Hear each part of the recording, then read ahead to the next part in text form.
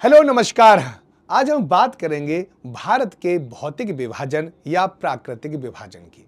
अगर भारत को सामान्य रूप से देखा जाए कि वो जगह यानी वो क्षेत्र जिसका निर्माण ईश्वर के द्वारा किया गया है या प्रकृति के द्वारा किया गया है, तो उन क्षेत्रों को हम प्राकृतिक प्रदेश कहते हैं। और प्राकृतिक प्रदेशों के हिसाब से अगर भारत को बांटा जाए तो मुख्य रूप से भारत 4 भागों में बांटा जा सकता है। जैसे भारत के उत्तरी वाला जो क्षेत्र है उसे हम कहते हैं नॉर्दर्न माउंटेनियर रीजन, उत्तर का पर्वतीय क्षेत्र, और उसके जस्ट नीचे आ जाता है भारत का एक महान मैदान। भारत का महान मैदान ये हल्के से कलर में जो आपको दिखाई दे रहा है, ये पूरा भारत का उपजाऊ और विशाल मैदान है जहां पर भारत की अधिकांश जनसंख्या निवास भी करती है। इसके बाद आपको हल्के से डार्क कलर में जो आपको दिखाई दे रहा होगा, यहां पर देख सकते हैं, ये जो डार्क कलर में जो आपको दिखाई दे रहा है इसको प्रायद्वीपीय भारत कहते हैं। प्रायद्वीपीय भारत यानी पहला भारत का जो विभाजन है वो ये है नॉर्दर्न माउंटेनियर रीजन, उत्तर का पर्वतीय क्षेत्र। दूसरा ये है आपका जिसको हम कहते हैं भारत का विशाल मैदान, और तीसरा है पेनिनसुलर रीजन। अब इन सभी का निर्माण नेचर के द्वारा किया गया है, इसलिए इसको प्राकृतिक विभाजन भी कहते हैं।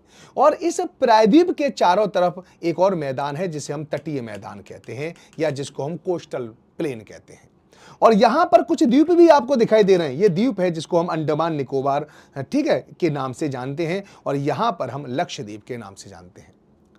आज हमारा जो कंसर्न है, कंसर्न की तो न कहें, लेकिन आज हम जिस पर हम फोकस करेंगे वो करेंगे आज हम प्रायद्वीपीय भारत। और इस प्रायद्वीपीय भारत पर प्रायद्वीप किसे कहते हैं, पहले यह ध्यान रखो कि भूमि का ऐसा टुकड़ा जो 3 ओर से समुद्र से घिरा हो उसे हम प्रायद्वीप कहते हैं। ये भी है। प्रायद्वीप में 2 प्रकार की चीजें मिलेंगी आपको, एक कहते हैं इनको पठार और एक को कहते हैं प्लेट्यू। तो आज हम भारत के प्रमुख पठारों के बारे में आपको बताएंगे। काफी महत्वपूर्ण है, काफी एग्जाम के पॉइंट ऑफ व्यू से भी ये बहुत ज्यादा महत्वपूर्ण है। पठारों से 1 या 2 प्रश्न आपसे निश्चित रूप से पूछे जाते हैं, तो आप भी इन पठारों को समझ लीजिए। सबसे पहले जान लेते हैं कि आखिर ये पठार है क्या। ठीक है, पठार है क्या? भूमि का ऐसा टुकड़ा जो आसपास की जमीन से ऊंचा हो। क्या हो? भूमि का ऐसा टुकड़ा जो आसपास की जमीन से ऊंचा हो और ऊपर से फ्लैट हो, ऊपर से समतल हो, उसे हम पठार कहते हैं। इतना तो आप कर लेंगे ना, इतना तो समझ जाएंगे ना आप कि पठार किसे कहते हैं। तो ये पठार की बात हो रही है, तो भारत का सबसे ऊंचा पठार अगर आपसे पूछ ले कौन सा है, तो आंसर आता है लद्दाख का पठार है। समझ में आ गया नहीं? दुनिया का सबसे ऊंचा पठार पूछ ले तो तिब्बत का पठार है, जिसकी ऊंचाई लगभग 5000 मीटर है। इसी प्रकार से भारत में विभिन्न प्रकार के पठार पाए जाते हैं, जिनके विभिन्न प्रकार के नाम भी हैं।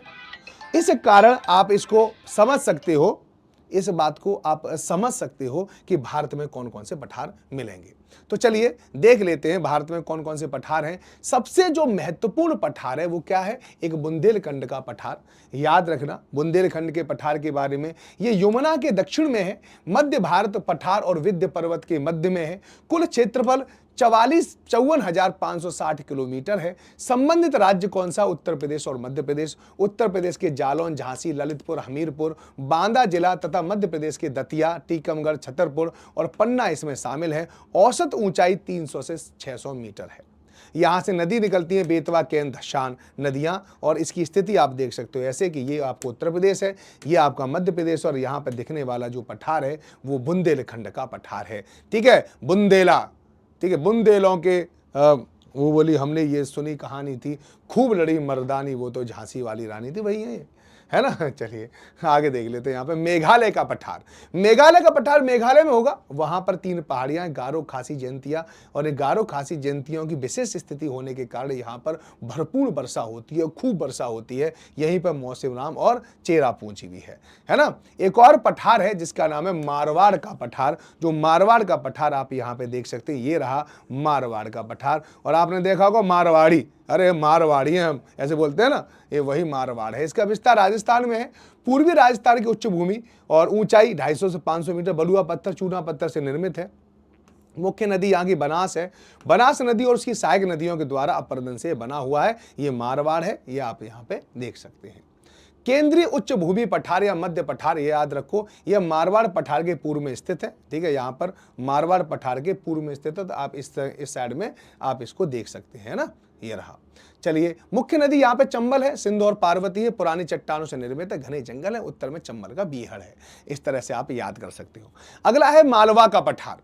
अब मालवा का पठार देखो, विंध्य श्रेणी, अरावली पर्वत श्रेणी और बुंदेलखंड के मध्य है। लावा पठार है, काली मिट्टी, कपासी मिट्टी, उत्तर में चंबल का बीहड़ क्षेत्र है। चंबल, काली, सिंध, पार्वती, बनास आदि प्रमुख नदियां हैं। कुल क्षेत्रफल 1,50,000 किलोमीटर स्क्वायर है और विस्तार इसका मध्य प्रदेश में। ध्यान रखना, ये मालवा का पठार है, ये शक्ति का या सत्ता का केंद्र भी रहा है किसी टाइम पर। ठीक है, मालवा का पठार लावा से निर्मित है, तो यहाँ पे काली मिट्टी होगी, तो यहाँ पे कपास का उत्पादन भी अच्छे से हो जाता है ना।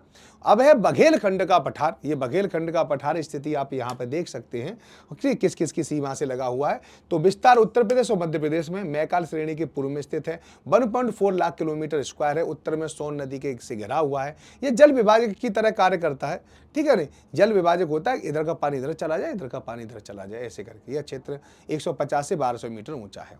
छोटा नागपुर का पठार काफी महत्वपूर्ण है, यहाँ पर इसका विस्तार देख सकते हैं, कहाँ कहाँ पर इसका छोटे नागपुर के पठार का विस्तार है। तो बघेलखंड के पूर्व में है, कुल क्षेत्रफल इतना है। विस्तार झारखंड, छत्तीसगढ़, उत्तरी भाग है, पश्चिमी बंगाल का पुरुलिया डिस्ट्रिक्ट है।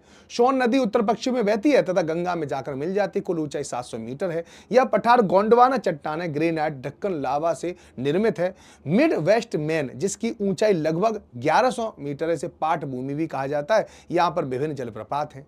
दामोदर नदी, स्वर्णरेखा नदी, बाराकर नदी, यहाँ पे नदियां हैं। दामोदर नदी इसके मध्य में बहती है, पूर्व तथा पश्चिम के में भ्रंश घाट इसका निर्माण करती है। दामोदर नदी इस पठार को 2 भागों में विभाजित करती है। ऊपर वाले भाग को हजारीबाग कहते हैं और नीचे वाले भाग को रांची का पठार कहते हैं। यही के महेंद्र सिंह धोनी, इस पठार में अत्यधिक खनिज मिलते हैं, इस कारण से भारत का रूर प्रदेश कहते हैं। उत्तर पूर्वी भाग इसका राजमहल पहाड़ियां हैं। ये है डेक्कन का पठार, जिसे अब डेक्कन का पठार आपको यहां पर दिखाई दे रहा है। इसका विस्तार आप आराम से देख सकते हो, समझ भी सकते हो इसका विस्तार को।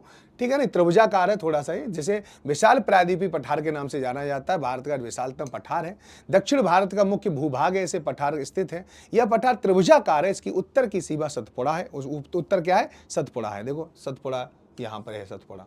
ठीक है नहीं, सतपुड़ा। विंध्याचल पर्वत है, देखो विंध्याचल भी वहीं पर है। पूर्व और पश्चिम में पूर्वी घाट और पश्चिमी घाट है। हाँ, ये भी सही है, ये रहा पश्चिमी घाट और ये रहा पूर्वी घाट, ये है। ठीक है नहीं, और साउथ में नीलगिरी के द्वारा इसकी निर्धारित होती है। ठीक है, नीलगिरी है जहाँ पर दोनों ये मिल जाते हैं, नीलगिरी की पहाड़ियाँ हैं। पठार भारत के 8 राज्यों में फैला हुआ है, ये भी आपको याद रखना। इसकी औसत ऊंचाई 300 से 900 मीटर है। 3 भागों में विभाजित है। ये महाराष्ट्र में महाराष्ट्र का पठार कहलाता है, ये आंध्र प्रदेश में आंध्र प्रदेश का पठार कहलाता है, कर्नाटक में मैसूर का पठार कहते हैं इसे। आंध्र प्रदेश का पठार 2 भागों में बांटा है, तेलंगाना का पठार है और रायलसीना का पठार है, ये भी आपको याद रखना है। एक और है दंडकारण्य का पठार, इसका विस्तार छत्तीसगढ़, उड़ीसा और आंध्र प्रदेश में। ध्यान रखना बस, और क्या है। इसके अलावा अगर आप ऐसे ही फैक्ट जानना चाहते हैं, ऐसे ही टॉपिक को कवर करना चाहते हैं, ऐसे ही बहुत ज़्यादा डिटेल में आपको नोट से चाहिए, ठीक है, तो इसके लिए सबसे बेहतरीन तो हमारी बुक है, बिहार शिक्षक भर्ती की जो बुक है। इसमें सारे टीचर ने अपना निचोड़, पूरी कंटेंट टीम ने अपना निचोड़ रख दिया है।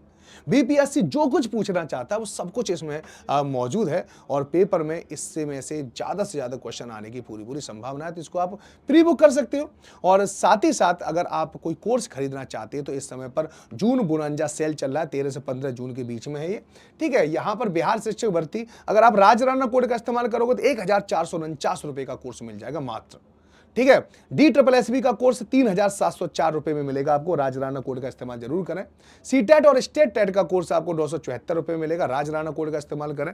PRT, TGT, PGT का कोर्स 3314 रुपए में मिलेगा, राजराणा कोड का इस्तेमाल करें। सीटेट, स्टेट टेट और PRT, TGT, PGT का कोर्स आपको 5199 रुपए मिलेगा मात्र। ठीक है, राजराणा कोड का इस्तेमाल करके आपको ये मिलेगा, ध्यान रखना। वैसे तो बहुत महंगे कोर्स हैं। सीटेट केवल और केवल 278 रुपये का है, ले लें अभी से राजराणा कोड का इस्तेमाल करके, है ना। और अगर आप 90% ऑफ चाहते हैं तो यहाँ पे बिहार शिक्षक भर्ती, सीटेट है, DSSB है, सीटेट, ये सारे कोर्स को परचेज कर सकते हैं और आप अपने भविष्य को एक नई उड़ान और नई पंख दे सकते हैं। तो चलिए, बाय बाय, टेक केयर, सब लोग अपना ध्यान रखें। जय हिंद, जय भारत।